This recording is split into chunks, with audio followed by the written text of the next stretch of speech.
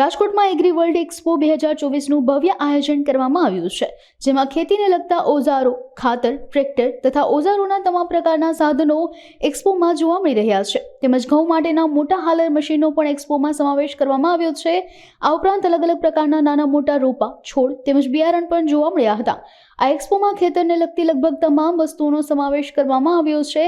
પાકને જીવાતથી બચાવવા દવા અને ખેતરમાં પ્રાણીઓના કારણે બાંધવામાં આવતી જાળી સહિતની વસ્તુઓનો સમાવેશ પણ કરવામાં આવ્યો છે.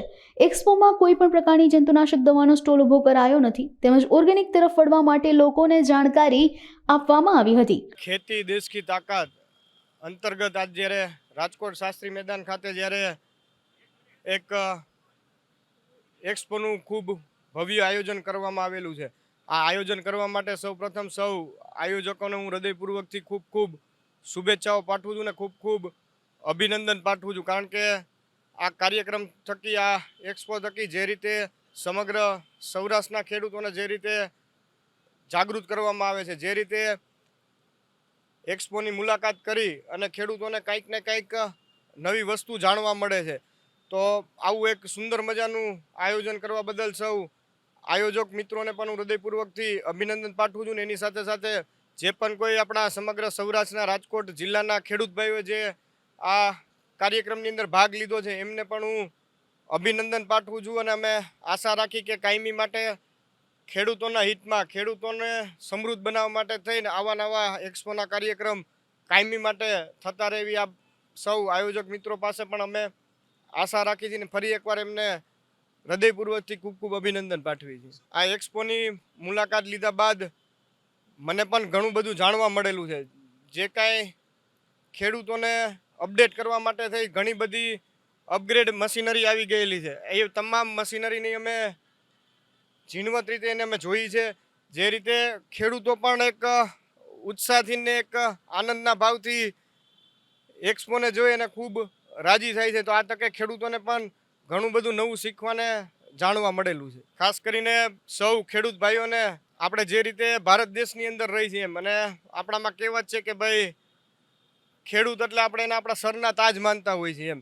તો આપણા સરના તાજ માટે થઈ કઈ રીતે ખેડૂતો આપણા વિકસિત બને, કઈ રીતે ખેડૂતો આગળ આવી શકે, જેના થકી આપણો ભારત દેશ પણ ખૂબ સમૃદ્ધ બની શકે. તો આવા નવા કાર્યક્રમ આગામી સમયમાં થતા રહે ને ખેડૂતોને પણ આવા કાર્યક્રમ જોઈ અને એક અપગ્રેડ થવાનો મોકો જે મળતો રહ્યો છે ભૂતકાળમાં અને ભવિષ્યમાં પણ મળતો રહે એવી અમે સૌ પાસે આશા રાખી.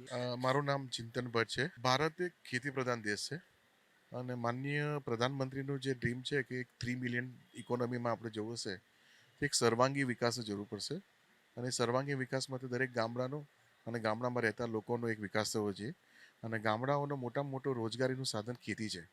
જો ખેતીનું અપગ્રેડેશન થશે, ખેતીમાં નવા ટેકનોલોજીનો ઉપયોગ થશે, તો ખેત વપરાશી વસ્તુઓનો વધુમાં વધુ ઉપયોગ થશે અને વધુમાં વધુ ઉત્પાદન થશે, જેના દ્વારા ખેડૂતોને ફાયદો થશે. તો આ એગ્રી વર્લ્ડ એક્સપો જે 3rd એડિશન 20, 21, 22 ડિસેમ્બર 2024 શાસ્ત્રી મેદાનમાં થવા જઈ રહ્યું છે, જેનો મુખ્ય ઉદ્દેશ ખેડૂતોને પોતાની ઉત્પાદકતા વધારવા માટે, નવી ટેકનોલોજી માટે, ફાર્મ મિકેનિઝમ શું છે, નવી કઈ ટેકનોલોજી છે, કયા ઓર્ગેનિક પ્રોડક્ટ વાપરવાથી, કારણ કે આજે ઓર્ગેનિક પ્રોડક્ટનું પણ વધારે ભરાવ છે. તો આ પ્રદર્શનમાં તમને મેક્સિમમ ઓર્ગેનિક પ્રોડક્ટનું પ્રમોશનની એક્ટિવિટી જોવા મળે છે. અદ્યતન સુવિધાઓવાળા તમને ફાર્મ મિકેનિઝમમાં કે ઓછા ખર્ચે, ઓછી પદ્ધતિથી, ઓછી સરળતાથી તમે વધુમાં વધુ ઉત્પાદકતા વધારો, તેના મોટામાં મોટું અહીંયા આગળ આ પ્લેટફોર્મ છે. આ ગુજરાતનું મોટામાં મોટું એ રીતે પ્લેટફોર્મ છે કે ગુજરાતમાં આ પ્રદર્શન થઈ રહ્યું છે ત્યારે રાજસ્થાન, MP, મહારાષ્ટ્ર, મધ્યપ્રદેશમાંથી મેક્સિમમ ડીલર ડિસ્ટ્રીબ્યુટર આ રાજકોટ ખાતે જે એન્જિનિયરિંગનું હબ છે ત્યાં આવીને પોતાની પ્રોડક્ટને ફાઇન્ડ આઉટ કરે છે. તો આમ જોવા જઈએ તો આ એક્સપો એ એક્સપો નથી પણ એક એક્સપિરિયન્સ છે ડીલરો માટે, ડિસ્ટ્રીબ્યુટરો માટે, ખેડૂતો માટે તથા નવી કંપનીઓને પોતાનો એક સંપર્ક વધારવા માટેનું એક મોટામાં મોટું માધ્યમ છે.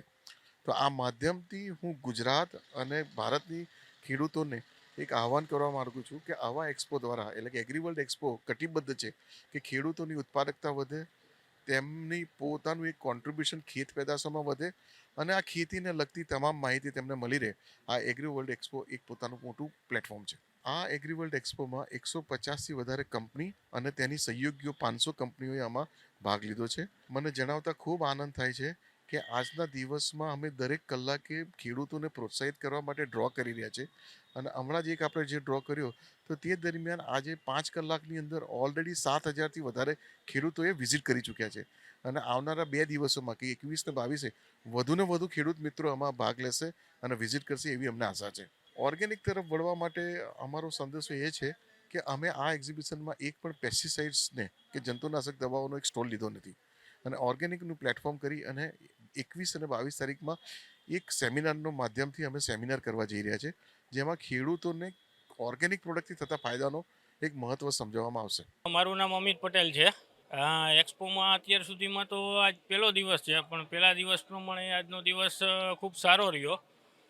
બહારની પાર્ટી જેમ કે ઉત્તર પ્રદેશમાં, રાજસ્થાન ત્યાંની પાર્ટીઓ પણ અહીંયા સુધી આવ્યા છે. તો એ બહુ સારું કહેવાય. પહેલા દિવસનો રિસ્પોન્સ બહુ સારો મળ્યો છે અમને. ભારત એગ્રો અમારી કંપની છે એ અમારે અત્યારે 12 વર્ષ જેવું થઈ ગયું છે. અને અમારે મેઇન કામ અમારું છે ઓરણી બનાવવાનું, સીડ ડ્રીલ. અને એમાં અમે અલગ અલગ રોટાવેટર છે. પછી એક નવી અમારી પ્રોડક્ટ તમને બતાવું છું. ડુંગળીના રોપ વાવવાની એક ઓરણી બનાવેલી છે.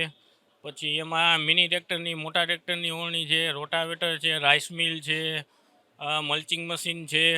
બધા અલગ અલગ વિવિધ પ્રકારના મશીનો અમે બનાવીએ છીએ.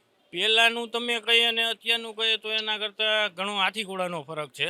કારણ કે પહેલાંમાં ટાઈમ ને એ બધું બહુ હાથેથી કરતા તો જાજો ટાઈમ લાગતો. એના કરતાં અત્યારે એક દિવસમાં આપણે 10-15 વીઘા આપણે જમીન વાવેતર કરવી હોય તો વાવેતર પણ થઈ જાય છે એ રીતના. અને એને કંઈ હાથ પણ નથી અડાડવો પડતો. ત્યાંથી બિયારણથી માંડી ક્યારાથી થઈને પાછળ સમાર લાગી જાય, ખાલી એને પાણી જ છોડવાનું બાકી રહે ત્યાં સુધીની પ્રક્રિયામાં આપણી ઓરણીમાં થઈ જાય છે. આ કંપની આપણે સાપર વેરાવર રાજકોટની બાજુમાં ત્યાંની છે. અને મોસ્ટ ઓફ બધા ઓરણી બનાવવાવાળા છે એ બધા આપણે સાપરના છે જાજા. એક્સપોમાં નવું તો છે કે આમાં અત્યારે તો ખાસ પબ્લિકને અમારે મેન જોવાનું. પબ્લિક છે, ડીલર છે, ડિસ્ટ્રીબ્યુટર છે. તો અમને પહેલા દિવસે એનો રિસ્પોન્સ બહુ સારો મળ્યો. અત્યારે ડીલરનો ને ડિસ્ટ્રીબ્યુટરનો પણ કસ્ટમરે પણ આવ્યા છે. અમારા જૂના કસ્ટમર, નવા કસ્ટમર બધા આવ્યા છે. પણ ડીલરે અત્યારે પહેલા દિવસે આવ્યા, બહુ સારું કહેવાય.